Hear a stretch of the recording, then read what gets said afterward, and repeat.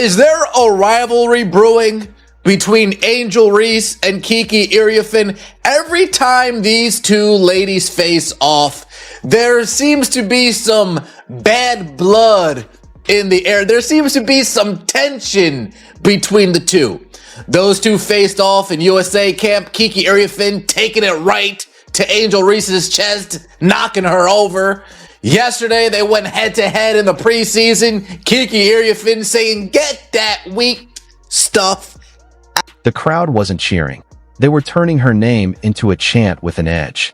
What began as a tense exchange quickly spiraled into something far more unsettling for Angel Reese, as thousands of voices rose in a way that no longer felt supportive. You could see the exact moment it landed, the instant everything shifted. But what did she do to spark such a reaction? And why did the mood change so abruptly? Was it just competition, or had it crossed into something deeper and more personal? Stoppable. An inside touch to Lauren.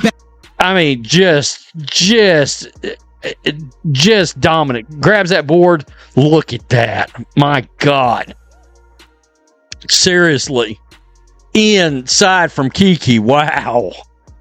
I mean, look at that pass. Y'all see that pass? Are you kidding me? How about the jumper? Inside, back inside, banging under the... That looked like that might have been against Angel. What should have been an ordinary, easily forgotten game suddenly turned into a spectacle. With Angel Reese at the center of it, the atmosphere shifted so dramatically that the action on the court faded into the background, and the crowd's reaction became the real storyline. Reese make the WNBA, airballing layups, barging into defenders, double dribbles. What was expected to be a simple warm-up game gradually unraveled into something far more chaotic, where each possession carried added tension and every reaction from the stands seemed louder and more charged than usual. Made it her mission to troll the Detroit Pistons. She made it her mission to troll a certain Jalen Durant. The Orlando Magic up, Angel Reese with the Orlando Magic center, Wendell Carter Jr., her ex on the Detroit Pistons. She made it her mission to rub it in his face every time the Magic did something good against the Detroit Pistons. Not only did the Detroit Pistons have the last laugh, the Detroit Pistons fans had the last laugh with chants of Angel Reese ringing out. It began with the familiar buzz that seems to follow Angel Reese everywhere, a level of attention her presence alone now guarantees, whether she's thriving or having a tough game.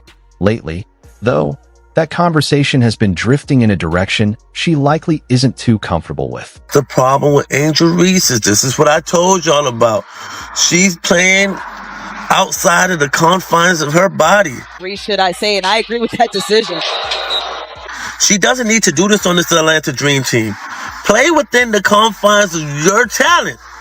You don't have to force anything. Wants to see if his defense improves, and that 7-2 run is behind the defense. The ball is blocked. You have Alicia Gray, you have Ryan Howard, you have Jordan Canada, and they will be setting the table and the plate for you. Questions had already begun to circulate about her role, her consistency, even her place in certain lineups, putting her under a microscope before she ever stepped onto the court. When a player carries that kind of narrative into a game, every misstep feels magnified, and every highlight is picked apart twice as intensely. Then came the matchup that quietly added fuel to the fire. Every time Reese shared the floor with Kiki, there was an edge, something difficult to define, but impossible to ignore. Kiki attacked with confidence, driving straight at her and making it clear this wouldn't be a quiet night. Reese answered with the intensity that has become part of her identity. But this time, there was a noticeable shift. Instead of dictating the moment, she seemed to be reacting to it as the game progressed. The tension didn't fade, it built. One sequence captured it perfectly. Reese drove hard to the rim, looking to finish strong, only for Kiki to meet her there and shut it down emphatically. And was that also an accident too? Because y'all know y'all say the first one was an accident when it was clearly a hit to the face. That y'all say that was an accident. So the very next game, after Kiki puts lockdown defense on her, then she just accidentally get hit in the face again. Accident. It wasn't just a block. It was a statement, punctuated by body language that showed she knew exactly what she'd done. Rhea, never one to back down, fired back with a stare intense enough to electrify the arena. But the scoreboard and the rhythm of the game were beginning to tell a different story. Moments like that don't fade quickly, especially when they start to pile up. Another possession, another drive to the rim, and once again Ian was there, forcing a miss with relentless resistance. It became a pattern that was impossible to overlook. And it wasn't just about defense. On the other end, she was scoring, stretching the floor, and displaying an offensive versatility that made her impact feel even more dominant. When she started knocking down perimeter shots and following them up with confident drives, the gap between them grew into something more than just a few plays or a single quarter. It began to look like a contrast in approach, one player pressing the issue, while the other let the game come naturally to her. Today, in case you're wondering, Angel Reese still not good from the field.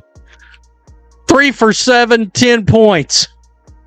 I mean, good God Almighty. Not good. By the way, Mystics defeated the Dream. Defeated the Dream. It was ugly. No doubt about it. Let's just check it out. This is going to get real ugly for you-know-who. Get out. Get out. She got all kinds of